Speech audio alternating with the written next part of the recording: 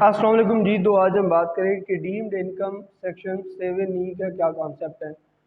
देखिए, पहले ये हमें लग पता जानना होगा कि डीम्ड इनकम क्या होती है।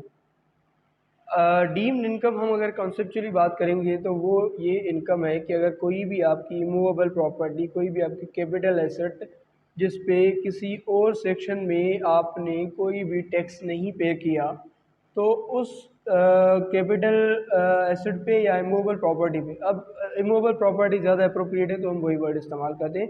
तो उस इमूवेबल प्रॉपर्टी पे आपने टैक्स पे करना है अंडर सेक्शन 7E। ठीक है।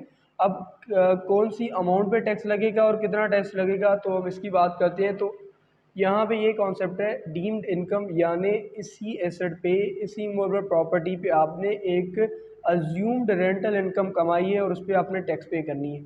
तो वो रेंटल इनकम कितनी है?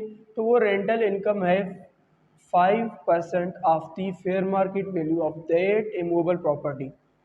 कौन से दिन वाली फेयर मार्केट वैल्यू अगर हम बात करें तो 30 जून पे उस प्रॉपर्टी की जो भी फेयर मार्केट वैल्यू है उसका 5% आपका क्या बन जाएगा? Deemed income. और इस डीम्ड इनकम पे 20% क्या लगेगी? टैक्स रेट लगेगा। और वही 20% जो अमाउंट होगी वो आपने क्या करनी है? FBR को पे करनी है अंडर सेक्शन 7E टैक्स की मद में। ठीक है। तो अगर अगर इसकी इफेक्टिवली बात की जाए तो इमूवेबल प्रॉपर्टी का इमूवेबल प्रॉपर्टी के फेयर मार्केट वैल्यू का 1% आपने टैक्स पे करना है। ठीक है, अंडर सेक्शन 7E। ये कॉन्सेप्ट या हम कहें कि सेक्शन इंट्रोड्यूस करवाया गया था थ्रू फाइनेंस एक्ट 2022। और काफ़ी इसमें अब कोर्ट में चैलेंज कर किया गया था। ऐसे डिफरेंट कोर्ट्स में डिफरेंट ओपिनियंस और डिफरेंट डिसीजंस आए। अब हम उस तरफ नहीं जाते। अब हम यहाँ पे थोड़ा सा ये डिस्कस करके कर लेते हैं कि क्या सारे ही कैपिटल एसेट्स या इमूवेबल प्रॉपर्टीज़ पे टैक्स लग रहा है अंडर सेक्शन 7E, या कोई एक्सक्लूजन्स भी हमारे पास मौजूद हैं। देखें, इसको हम पहले के ब्रॉडली स्टडी करें।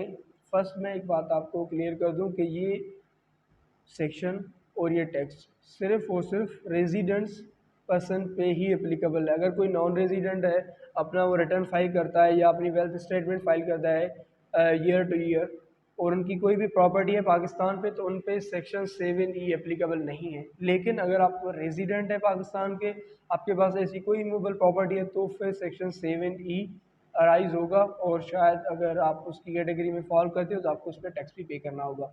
अब इस पे बात करते हैं कि कौन कौन सी हमारे पास एक्सक्लूजन्स मौजूद हैं कि जिस पे हमें टैक्स नहीं पे करना अंडर सेक्शन 7E।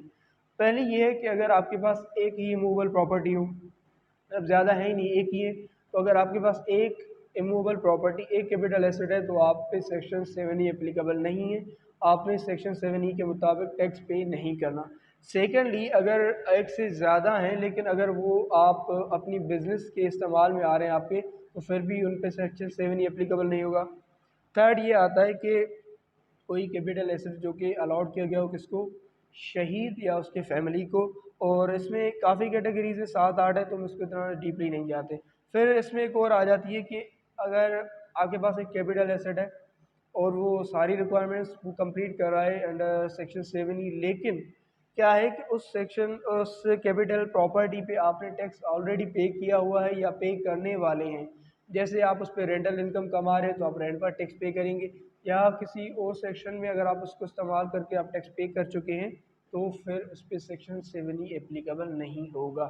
फर्दर ये है कि अगर ड्यूरिंग द ईयर आपने कोई एसेट परचेज़ किया है, तो ऑब्वियसली उस पर आपने टैक्स पे किया होगा अंडर सेक्शन 236 के। तो ऐसे एसेट पे भी सेक्शन 7E एप्लीकेबल नहीं है। अदर देन दैट, अगर ये है कि आपके पास एसेट्स तो हैं, लेकिन उन एसेट्स की जो फेयर मार्केट वैल्यू है 30 जून पे, जिस ईयर एंड पे, वो 25 मिलियन से कम है, तो उस पर भी सेक्शन 7E एप्लीकेबल नहीं है। इसी तरह से एक दो और हैं, जैसे गवर्नमेंट ओन जितने भी एसेट्स हैं उन पे सेक्शन 7 एप्लीकेबल नहीं होगा, चाहे वो प्रोविंशियल गवर्नमेंट हो, वो लोकल गवर्नमेंट हो या फेडरल गवर्नमेंट हो। तो ये कुछ एक्सक्लूजन्स मौजूद हैं सेक्शन 7E की। अब इसमें फर्दर रिसेंट कुछ अमेंडमेंट्स आई हैं, जैसे सेक्शन 236C2A का इंट्रोडक्शन हुआ और उस पर फर्दर एलाबोरेशन दी गई है। और जैसे हमारी फॉर्म ए की रिक्वायरमेंट आ गई है, तो हम ये सारी चीज़ें इंशाल्लाह या अगले वीडियो में आपको डिटेल्ड गाइडेंस के साथ प्रोवाइड करेंगे। Stay tuned with us, stay tuned with Syncounts. Thank you so much.